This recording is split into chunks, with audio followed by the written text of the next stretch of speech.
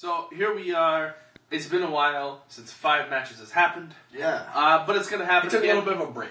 I did say last week that 5 matches is going to come back 2 weeks in a row because of the season that we're in. Maybe even 3 weeks in a row. I'm in a giving season. Spring?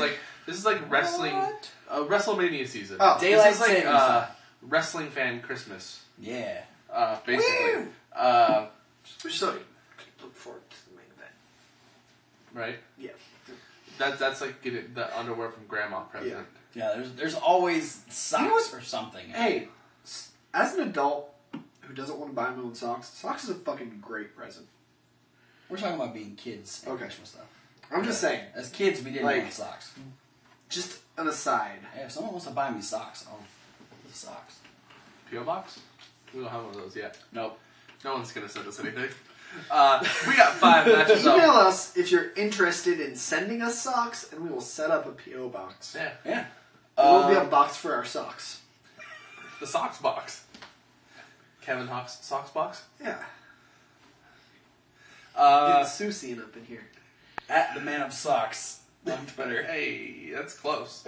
Down the So, street. yeah, we talked about last week, sans Thomas Wolfe, the issue at Beyond Wrestling's show on the 1st. King of Hearts.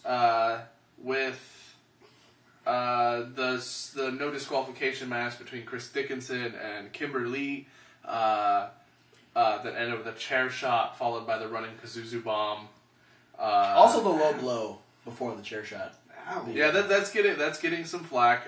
He did it multiple times during the match. Yeah. So I've been told. That to me, that is the only place where I see it being considered stepping out of line. Yes. But you know, at the same time, you could say dudes get hit in the balls all the time. You know, so there's an argument, but wrestling. you know, that's not what this is about. This No. is about both of them coming out and saying, "Hey, guess what? We're adults, and we chose to do this." Yeah, go back to She wasn't doing anything against her will, and neither are any of these people Yeah. Go back to last week's Indie News for that whole story. because they're wrestlers. Yeah. End Let them of do what story. they fucking want. So, speaking of wrestlers, we got a whole bunch of them on this list that I wrote down of matches. So we're going to open it up. Chikara. One of the biggest events of the year as far as independent wrestling is concerned, King of Trios. Oh, yeah. I'm going to go to the King of Trios 2012. Night 2, Team JWP versus Fist. We had Commando Bolshoi, Kaori Oniyama, and Tsubasa Kuragaki taking on Icarus, Chuck Taylor, and Johnny Gargano. Yeah. Awesome match. Yeah. Basically, all 3 of these women, legends in Joshi. They So, are unbelievable athletes. I mean, yeah. Tsubasa Kuragaki, so powerful. Fuck yeah. Friggin' like torture racked both the ice creams at one point. I think torture racked both the Bravado brothers at one point. Beastly Torture girl. racking everyone. Super, and then you have Kaori Yoniyama, who so small, compact, very high energy. So are most Japanese women are like super just and intense. They're just like... And they mentioned in this match that the last time she was in the States, she was on her retirement tour. And she's This back is for prior King to of Trios. Yeah. You know, so obviously she's one of those people that just She's chose longevity as opposed to, you know, Good health. saying that goodbye when she initially said she was going to retire. Yeah. And then Commando Bolshoi, very small, light on her feet, heavy influence from Lucha Libre, super colorful, bright outfits, very popular. Fist, the most dangerous trio in wrestling, as they've been called so many different times. But I mean, this is definitely very classic. There's a joke in there about Fist versus 3 Japanese girls, but I'm gonna leave it at that. The joke. You just made the joke. I think the joke makes itself, sorta. But yeah, I mean, this is a super classic babyface versus heel at its core. And a great trios action. And Yoniyama gets kicked in the face really hard. This match brought out probably one of the greatest tweets of all time from Johnny Gargano. And one of the greatest facial expressions of all time. That too. This is my favorite instance of a man kicking a small Asian woman in the face. There's a link down underneath this video. As many of right these... there. Yeah. Right the fuck there. And, obviously the match, if you want to watch the whole match, you're going to have to go through Smart Mark Video on Demand or Smart Mark Video and buy the DVD. It's worth it. King of Trios Night 2, $15. $15 for the DVD, $12 for the download. Something like that. And watch it. We got the one clip down below, the super kick heard around the world, or at least around the... Did you hear it? Palmer Funplex. Did you hear it? Yes. When Hulk Hogan slammed down to the giant? Well, it was... Thank you, Claudio. It was a super kick heard in the States and in Japan. Yes. Therefore, around the world. Yeah. Alright. Moving on, next match. The next year, almost exactly a year across, 1 year, 1 month, 4 days. During Chikara's hiatus, after Anniversario Never Compromise, we had a small group of 12 seconds. different Chikara-related promotions pop up all over the place. Wrestling is fun. Oh, wrestling is cool. Wrestling is respect. This match happens to come from Wrestling is Heart. Wrestling is Heart was Billy Rock's School of Rock promotion, renaming themselves. And so you got all of the School of Rock talent, along with some of the Chikara talent, mixing it up. And this is from their show October 19th, 2013, called Cardiac Arrest, Eddie Kingston versus Heidi Lovelace. This is an intense match because Eddie Kingston is hard-hitting regardless who he goes against. But you give him, 90-pound Heidi Lovelace. Well, there's a reason why her moniker in the world of wrestling is the punk rock ragdoll. Yeah, and it very much comes into play here because she gets beaten down. I would not want to be on the receiving end of a Kingston beatdown, especially if I was a 90-pound girl. Yeah. But, Heidi Lovelace... Granted, this 90-pound girl is probably way tougher than I am. Heidi Lovelace, all heart. Amazing. The match is only it's between 8 and 10 minutes long. Yeah, it's super short. It's not very long, but it is... Didn't have to be. Yeah, it told the story, the never say die attitude of Heidi Lovelace, and how she interacted with that very aggressive, hard-hitting style of Eddie Kingston. And, it was fun. It hit home with me. I love that chick. Also, the first National Pro Wrestling Day, which was in that tag team match, and Trip Cassidy was shit whipping her all over the ring too. Well, hell, just earlier. Was it late? No, it was earlier this year when she won Missile Assault Ant. Yeah, she went against Missile Assault Ant and won the Young Lions Cup. So she's making big strides in the business. She's the first ever female Young Lions Cup champion. Of course, she could go toe to toe with the War King Eddie Kingston, and she does. I'm going to go back to a classic. This is definitely the oldest match on the list, and we're talking 1997 ECW, as good as it gets. If you have this, it's either, I think it's Bloodsport, one of the two DVD anthologies that WWE put out about ECW's most violent matches. It might also be on the Rise and Fall. It might be, but I don't remember. Because it was a very prominent part of the documentary part. And even as recently as not that long ago, Paul Heyman noted on Talk is Jericho that it was his favorite match Yes. from ECW. Yeah. We're talking the intergender match, no disqualification, Beulah McGillicuddy versus Bill Alfonso. So this is different even from just a regular intergender match. This is two managers Yeah. going against each other in probably the promotion at the time, which was the most critical of the wrestlers. And so, you know, the Philly fans are very vocal and they look at everything under a microscope, basically. Definitely. So, you know, them being managers and it being an intergender match, they had to really kind of ramp everything up. And man, it's been called the gig that saved his gig. Yeah. Bill Alfonso bleeds. Like Ric Flair status. I don't even know if I could think of a time Ric Flair bled as much as Bill Alfonso bleeds in this match. You think he out-flared Flair? Probably. Holy shit. But yeah, I mean, Beulah definitely held her own, especially for being a non-wrestler. She's been involved in a lot of different spots, too, in matches, even as recently as the second ECW One Night Stand. Mm-hmm.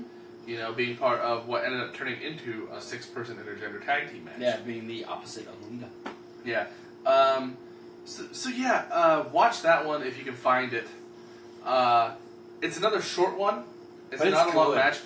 It's good in a completely different way. You're not going to get a wrestling classic out of this. Yeah. It's just going to be really entertaining to watch. The annoying, shrimpy Bill Alfonso who blows that goddamn whistle all the time. You don't And- have to hear the whistle in this one. Watching him get his ass kicked by Beulah McGillicuddy. Who, Yeah. definitely way back in 97 was... She's still hot. Tommy Dreamer, good How for did that? you. Yeah, he got lucky. Good for you, man. He made some good choices in life. Speed back up to nowadays-y type things. We're going to go 2011. The month is July. The day is the 31st. This is Chikara once again, and this is part of the 12 large round-robin tournament. Oh, I know this one. Block A, Sara Del Rey versus Claudio Castagnoli. Claudio Castagnoli, Yeah. better known nowadays as Cesaro in the WWE. Yep. One half of the current tag team champions. Fact. Sara Del Rey, at this point in time, was part of Claudio's stable in Chikara, the BDK. Yeah. Having been voted into the 12 Large Summit by two other members of the BDK, this didn't set well with Claudio, so this is very much Claudio trying to impose his will on Sara Del Rey. Obviously, Claudio's huge, wicked strong, so a lot of adversity story for Sara Del Rey, because she's used to being an extremely dominant person in the ring, and to have somebody that can kind of throw her around, had a lot to come back with. Yeah. Daisy Hayes in her corner, being completely outmatched by Tursis in Claudio's corner. Yeah.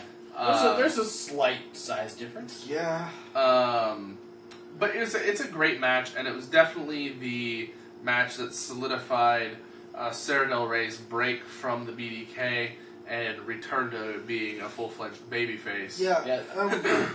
Just for those of you who don't know, if you want an idea of how good Sara Del Rey is, she's the head trainer of women on NXT right now. Yeah, she is WWE's first ever full-time female trainer. Yeah. Period. So If you look at the past, generations of divas, they were trained by Finley and Dean Malenko. Yeah. not bad trainers. No. But now it's really awesome to think that the current crop of WWE divas have a female trainer. Yeah. That's in there on that level of all the other trainers Yeah. in the Performance Center. But my point, both these people have made it to WWE in one way or another. And all of the great stuff you're seeing coming out of the Divas matches, or the women's matches in NXT, that's shades of Sara Del Rey. Yeah. Yeah, and people who are hardcore Sara Del Rey fans can pick things out like this. There are things I see that Sasha does, and things I've seen Bayley do, and Rebecca Knox, aka Becky Lynch. I go and I'm like, hey, that is something that, you know, I've seen Sara Del Rey pull that off in a match. I've seen them do it. I've seen her do a similar spot to this in a match with someone so and so. You know, so I'm like, you know, you can see it all rubbing off, and that's awesome.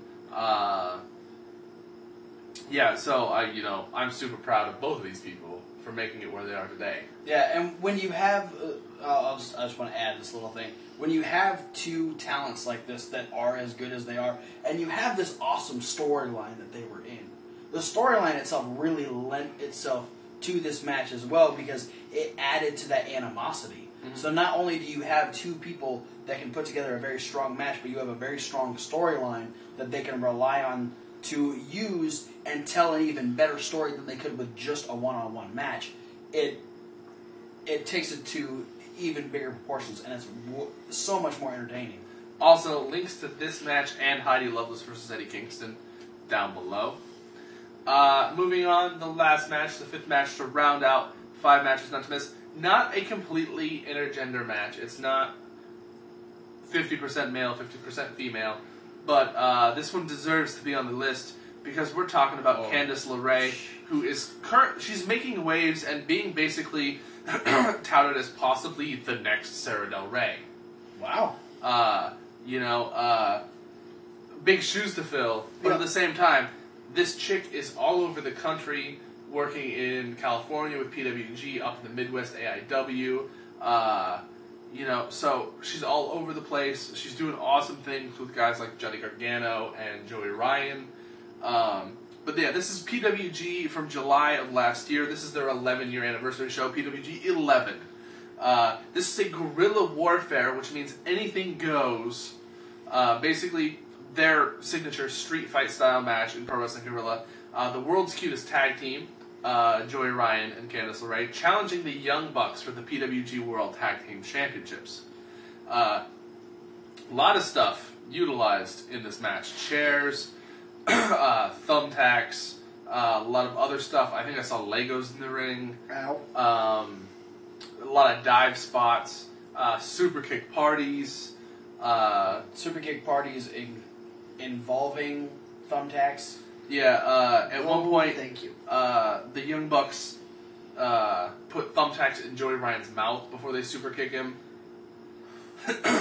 That's an F that noise spot. Yeah. But we're going to talk about Candice LeRae here for a minute because this is intergender storytelling that we're talking about. And one of the things that Matt Jackson of the Young Bucks finds is a shoe which has been... the bottom of the shoe has been pierced through with thumbtacks along the entire bottom of it. So basically turning it into a cleat, sort of. Like a sharp cleat. Yeah, it's and basically Nick Jackson is holding a prone, unable to move Joey Ryan. And he's holding him there while Matt takes his boot off, puts the shoe on, and gets ready to super kick Joey Ryan in the face. And Candice LeRae, who's already been through a hellacious match with the Bucks, crawls and puts herself in the way of Joey Ryan. The Bucks are assholes, by the way. Yeah, she stands up and she's like, "Bring it on!" And then we have this moment where Nick Jackson is like, kind of like, "Hey, Matt, we might not want to do this."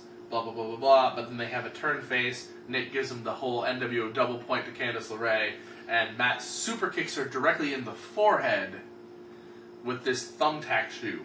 There's this picture is one of the first pictures I saw of Candice LeRae.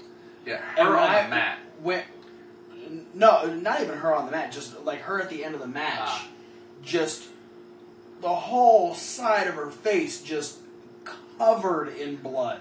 Well, it's not very often that you see women in wrestling get covered in blood like this. Yeah. And to actually watch what causes it is just, it's borderline horrific. Yeah. There's not much you can say about it because if you kick somebody in the face and you got thumbtacks on your foot, something's gonna happen. Yeah, eventually down the line, she gets her revenge. She grabs Matt Jackson in one hand by the belt, a handful of thumbtacks in the other hand, dumps the thumbtacks down the front of his pants, hits him with a signature ballplex, and the world's cutest tag team walk out of Guerrilla Warfare, the tag team champions of Pro Wrestling Guerrilla, and they're still the tag team champions to this day. There's not many times that I would be on board with a move like a thumbtack ballplex. Just to hear you call that is... But considering what happened before... It was deserved. Yeah, like... You think she's justified? It wasn't uncalled for. Yeah. So, I want to cap off this with a thought that's kind of been brewing. I don't know, I wasn't here for the indie news where you talked about the controversy. Mm-hmm. But from what I gathered from what you said, I think this is warranted. And based on these matches. Something that I haven't said, because I don't like to necessarily advertise it, but I want to preface it with this. I consider myself to be somewhat of a feminist. With that said, this is wrestling, and as a feminist, women don't need to be coddled. Like, a lot of people, you know, and I'm not trying to go on feminism rant, but a lot of people think that's what feminism is. Like, hey, women hate men, they need to be better, blah, blah. Really what it is about is like... Equality. Yeah, treat women like they're people. Treat women wrestlers like they're wrestlers. It's eliminating the prefix women wrestlers. Right. Yeah, It's they're wrestlers. Yeah. If they want to go in a hardcore match and bleed, they can do it. Doesn't even have to be on their period. They don't have to just bleed during that time of the month. It's true. You know, and it's these matches. And matches like we talk about week in, week out with Lucha Underground, you know, Sexy Star and Evil East mixing it up with the dudes, happens still in Chikara, all over the place. You can see it, just not on your mainstay programmings, the TNAs, the WWEs. Right. You don't see these things happening. They should be to an extent, I think. Right. Get it. But, oh shit. Well, double suplex. Double suplex of death. I think CM Punk turned that into a double DDT. Ooh, double... I think They're all back bumped right now. Shit, I don't know what happened. No one... But yeah, 5 matches not to miss. Intergender matches. Edition. Fist versus JWP. King of Trios. Eddie Kingston versus Heidi Lovelace for Wrestling His Heart. The awesome, bloody Beulah McGillicuddy versus Bill Alfonso match. Sara Del Rey versus Claudio, the 12 Large Summit match in 2011.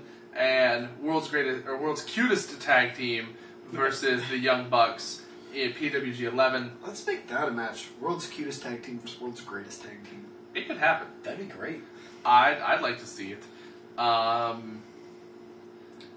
You know, list your favorite intergender matches down below in the comments for me. Yeah, put some links. Let us know what you think of these matches. Again, like I said, there's links to some of the full matches of, you know, Claudio versus Sara, Heidi versus Kingston. There's just a highlight video of the Guerrilla Warfare match. That's Cool music video. And you know, go to, I think, highspots.com or ProWrestlingGuerrilla.com's DVD sales section. Pick up this DVD. Not only is this match awesome, but it's their 11-year anniversary. This whole show is pretty off the charts. Yeah, like, favorite, subscribe. 5 matches coming up next week? 5 matches coming up next week. What's it going to be? Inspired by something Thomas said to me right before we started filming this segment. I'm going to go with a lighthearted side to 5 matches this go around, and it's going to be 5 matches that are so bad they're good. Alright. All right. That's going to be a fun one. I like it.